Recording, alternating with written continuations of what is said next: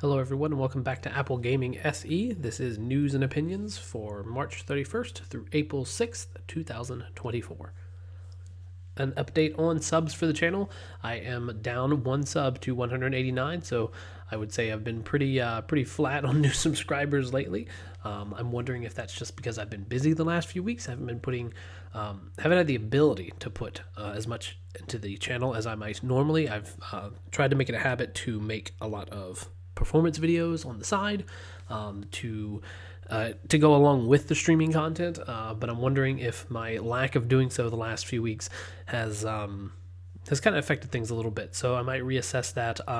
The game Thief came out recently for free on the Epic Game Store and for $3 on Steam. It has a native Mac port, so I've gone ahead and grabbed some performance benchmarks for it. For both the native client and to see how it performs in crossover. So that video will be coming out later this week. And that's it for channel updates for the moment. Let's go ahead and jump into the news for this week.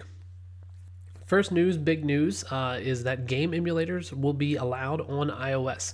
And I have two stories, one from 9to5Mac and the other from Apple Insider. So Apple is allowing specifically, quote, retro game emulators, end quote, which means, in my mind, Apple is de facto defining what it counts to be retro. So that means no Xbox 360. That doesn't count. So it's got to be before the Xbox 360.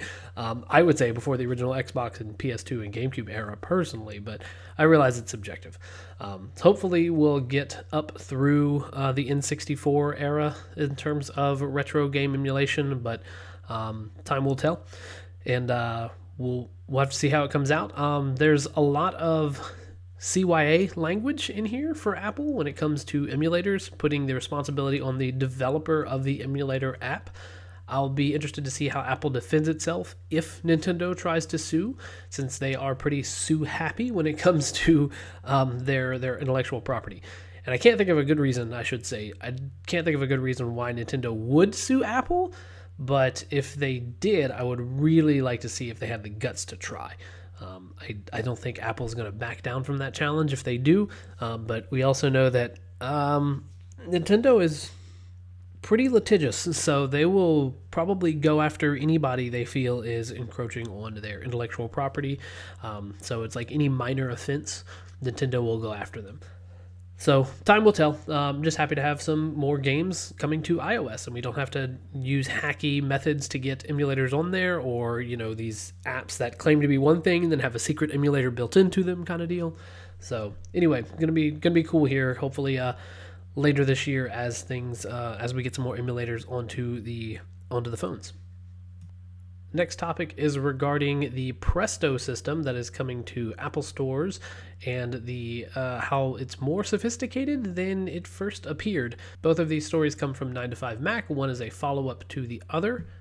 And this technology is really cool. I'm pretty sure it won't be too long before Android devs are going to start trying to do the same. Though in the case of Android, it'll likely only be the premium level phones that have Qi charging. Things like the Galaxy A35, the Samsung Galaxy A35, and the other mid to entry level phones don't have wireless charging, so it's doubtful they're going to be able to be updated in the box. At least if they can be, it won't be the same way that Apple is doing it. So give credit to Apple for some seriously forward-thinking methods for securing their systems, because realistically, until a customer buys the phone, it is still Apple's phone. They go into detail in the articles about how these work, but effectively, think of them they describe it as like a toaster machine where you can stick 6 iPhone boxes inside the machine, and the iPhones are close enough to the front of the packaging that they can get a wireless charge through the top of the box, so they will power the phone on, have it go through the update process, and then they will be able to send a signal to power the iPhone off. So that'll all happen through wireless charging. Package never opens, nothing gets destroyed. The customer experience will be pristine and perfect from day one. So seriously, good work on Apple's engineering team for thinking that far ahead.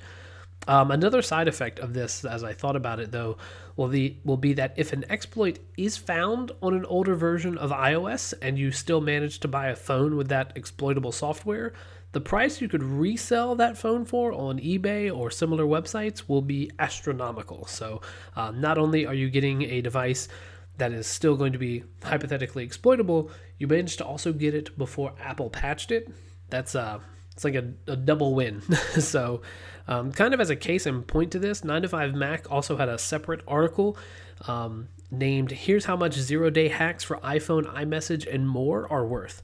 So this is an article discussing companies like CrowdFence and Zerodium, and apparently they will pay between $5 and $7 million for zero-day exploits on iPhones. And then the reason they pay so much is that they'll sell those 0 days to governments and government contractors, which is exactly why Apple is doing what it's doing with the Presto system, is to help keep its customers secured, even from spying from governments. So Presto is coming to the United States first, and in time it is going to come out to other parts of the world. So everybody is going to be able to benefit from this. And our last story for this week, it wasn't really a super interesting week for Apple news, but Apple researchers unveil the Realm to upgrade Siri and take on GPT-4. This is coming from Mac Observer. So finally, a little information about Apple's quote-unquote AI. And just as a side note here, Apple has been building AI features into iOS and macOS for years now. Apple just hasn't used the buzzword AI. They've always said something like machine learning or on-device learning or language models, which are all components of AI, artificial intelligence.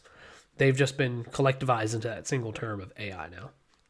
All of that said, this Realm technology, which I should state stands for Reference Resolution as Language Modeling, is meant to help Siri understand and contextualize conversations and on-screen information. Apple also claims, for whatever it's worth, it is capable of outperforming OpenAI's ChatGPT+. The researchers who released this paper said that the Realm outperforms previous approaches and performs roughly as well as state-of-the-art large language models today, GPT-4, despite consisting of far fewer parameters, even for on-screen references, despite being purely in the textual domain. It also outperforms GPT-4 for domain-specific users, end quote. Also note that this is the third update for Realm this year, even though I don't think much of this was really in the public eye before now. So soon enough, I'm pretty sure for both iOS and macOS, we're going to have some seriously improved performance. The rumors have been going around that iOS 18 is going to majorly revamp the AI subsystems and components that are in iOS. So we shall see what happens. I'm sure it'll be coming to macOS as well. So that is it for this week. Thank you for listening. I appreciate each and every one of you who are doing so, and I look forward to seeing you all in the next Apple News and Opinions video. Take care now. Bye-bye.